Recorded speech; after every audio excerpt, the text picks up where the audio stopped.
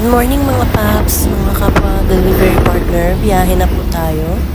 Hindi po talaga ako mahilig mag-vlog.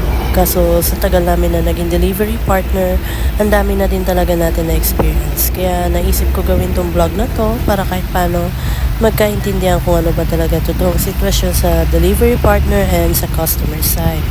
Minsan may mababait talaga na customer. Minsan may mga customer din talaga na tsambahan, hindi naman lahat, pero siguro hindi nila siguro kasi naiintindihan kung ano ba talaga yung patakaran ng apps natin, kaya siguro sila. So, sana makatulong ito sa lahat ng customers and delivery partners na magkaintindihan naman tayo both sides kung ano yung situation ng mga delivery partner natin and ng mga customers din natin. So, biyahe na, paps! Dito. Meron. Yan. Yung katabi. Ito. Oh, ayan. Ayan yung Armal compound. So, wrong PCG customer. Ayan. Nandito na tayo. Office pick up. Magtatanong muna tayo.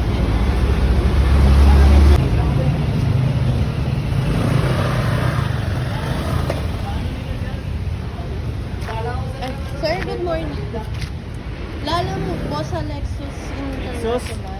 Diretso kayo dyan, Oo. kanan. Pagdating doon sa may unahan ng Bunson, may entrance dyan. Basta kadugtungan nito, entrance, pasok kayo, yung matutumbok mong building, yun yan. Sige. Thank you. Bakit yung mga sasakyan ng basta marami naman nagpipikit ng mga ganyan.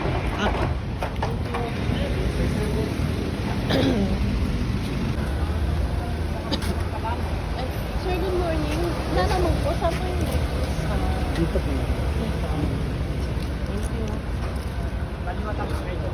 Kakaliwa. Dulo ba? Kaliwa. Hila din dito, sir? Kahit lala mo? Kasi may waiting time pa rin. So, ayan mga paps. Thank you. Warehouse na. Pinasok natin ngayon. Sabi ni Kuyang Guard, may pila daw kahit lalamog. Maximum 30 minutes waiting time po tayo. So, sa mga customers, sunod, mag-a-advise mo kayo, ha? Kasi, hindi po kami pwedeng lumagpas sa 30 minutes. Talo na po kami nun. Tsaka may waiting time po tayo. Depende sa ang presyo, depende sa klase ng sasakyan.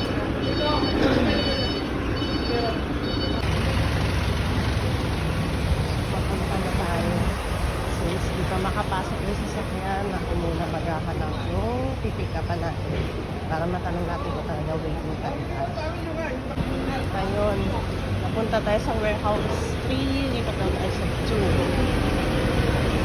Magtanong regarding sa pangalan. Sir, good morning. Magpipick up po kami. Yes ma'am. Anong company po? Ito pa ba kami kuya? Opo ma'am, nakadepende po kasi sa nagpabook sa ito. Okay na yung papers na, mabilis na inyo, tsaka pag-out nyo. Pwede nyo po yun i-claim sa kanya. Kasi maximum 30 minutes lang dapat. Opo, tapos pag nagsobra po ng 30 minutes, may fines na po yun. May additional charge. 150 po ba? Tama po ba? Sa amin na malalaking truck po, taka 200. Pag 31 minutes pataas, 200 na yun. Anong time na yun? Anong mas na nabili po? 11.70.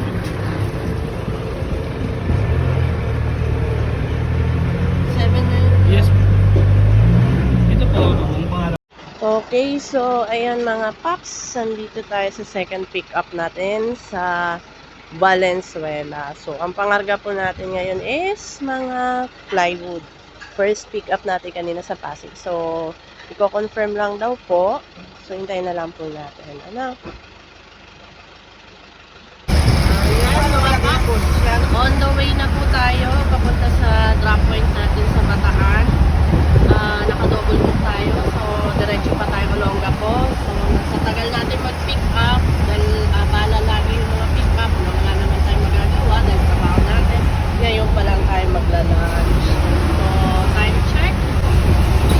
Okay, 3:42, time check. Lunch pa lang po natin mga kapap. Yun lang, kayod lang. And next na po tayo.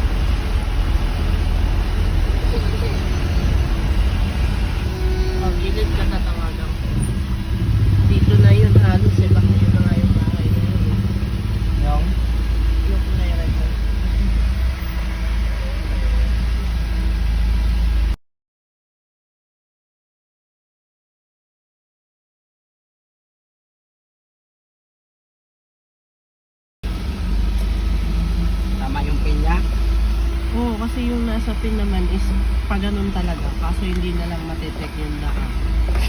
Since hindi na lang siya main road. So, gusto ko, rough road.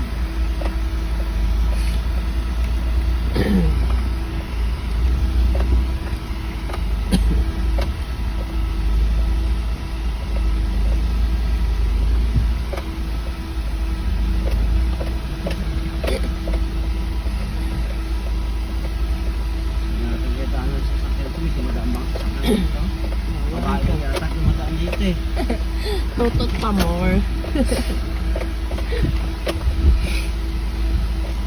Ayan. Ilang tao. Sumasaya sa tao, sa ng tao. Ayun.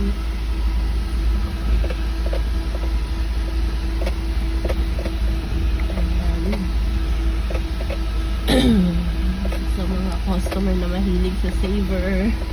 Tapos ganito yung daan ninyo. Looban pa.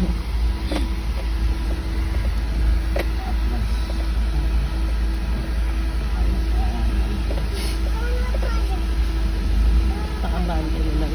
Gano'n naman. May space na yata.